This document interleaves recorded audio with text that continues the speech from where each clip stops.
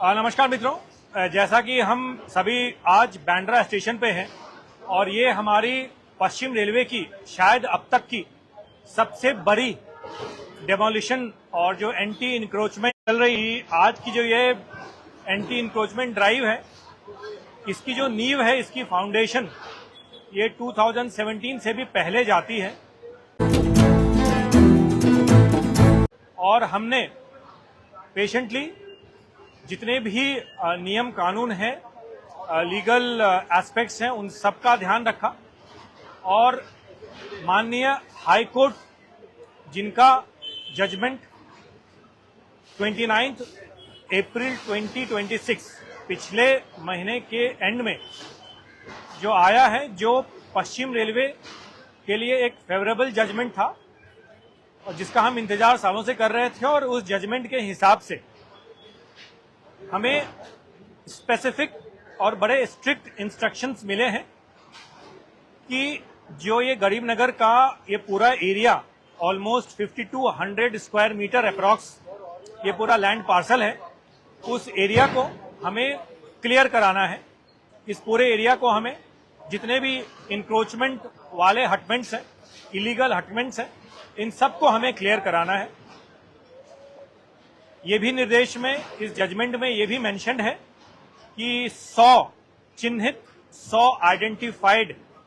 जो हटमेंट्स हैं उनको नहीं हटाना है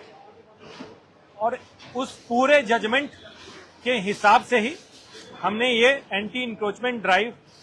प्लान की है। उस जजमेंट में ये भी मेंशन था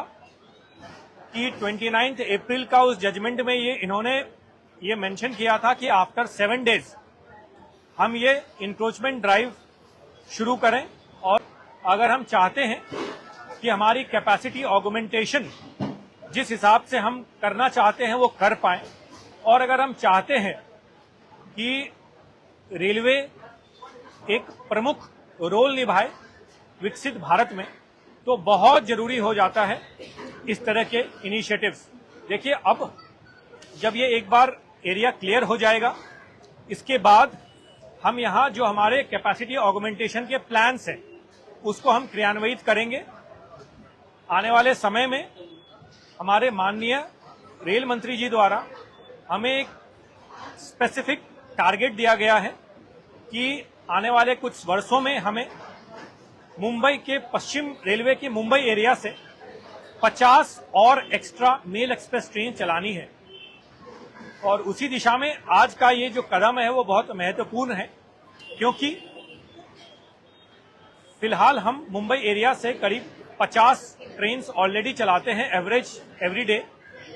और इसी को हमें डबल करना है। हम सभी जानते हैं कि जोगेश्वरी टर्मिनल ऑलमोस्ट रेडी है, वसई रोड टर्मिनल बनने वाला है, बट उसका जो कंस्ट्रक्शन है वो शुरू होने वाली है। और सिमिलरली जिस जगह पे हम खड़े हैं, बांद्रा एरिया है ये,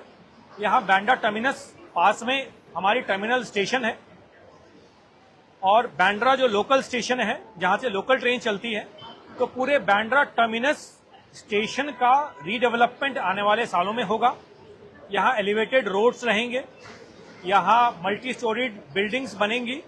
और ये जो पूरा एरिया है वो एक इंटीग्रेटेड रेलवे कॉम्प्लेक्स के रूप में विकसित किया जाएगा। आज की जो ये कार्रवाई है, जो ये एंटी इंक्रोचमेंट ड्राइव है, उसका डायरेक्ट इम्पैक्ट और डायरेक्ट बेनिफिट जो है वो हमारे मुंबई की जनता, हमारे माननीय पैसेंजर्स और जो देश के जो लोग हैं उन सबको इसका डायरेक्ट और इनडायरेक्ट प्रभाव और बेनिफिट मिलेगा। आज की जो ये पूरी कार्रवाई है उसमें सबसे अच्छी बात यह है कि मल्टीपल डिपार्टमेंट्स का एक कंप्लीटली कोऑर्डिनेटेड रूप से ये एक्टिविटी रहा। चाहे वो सिटी एडमिनिस्ट्रेशन हो, स्टेट गवर्नमेंट हो, सबका कॉपरेशन मिला, ये कोलैबोरेटिव एफर्ट है। और इम्पोर्टेंट बात यह है कि किसी भी प्रकार का कोई व्यवधान देखने को नहीं मिला, क्योंकि ये माननीय हाई कोर्ट के आदेश का ही पालन किया जा रहा है। इसीलिए किसी भी प्रकार के व्यवधान अगर होती है तो वो डायरेक्टली हाई कोर्ट के आदेश का उल्लंघन होगा और कोर्ट की अवमानना होगी। पर अच्छी बात यह है कि अभी तक ऐसी किसी भी अवरोध का सामना नहीं करना पड़ा है। आज पहला दिन था और आने वाले समय में, आने वाले कुछ दिनों में जो भी हमने इस पूरे वर्क की प्लानिंग की है उसको हम अचीव करेंगे। और साथ ही बहुत एप्रिसिएशन जाता है जो हमारे स्टाफ हैं, चाहे वो सिटी पुलिस के स्टाफ हों, जो सुबह से rather early morning late night से ही यहाँ पे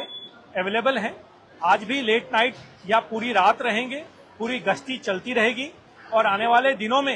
ये जितने भी हमारे डेडिकेटेड स्टाफ हैं, city police, railway, GRP, RPF,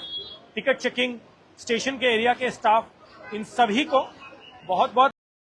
अपने क्षेत्र की हर एक छोटी बड़ी खबरें सबसे पहले देखने के लिए हमें फॉलो करें। अगर आपको यह खबर अच्छी लगी है तो इसे लाइक कर शेयर जरूर करें।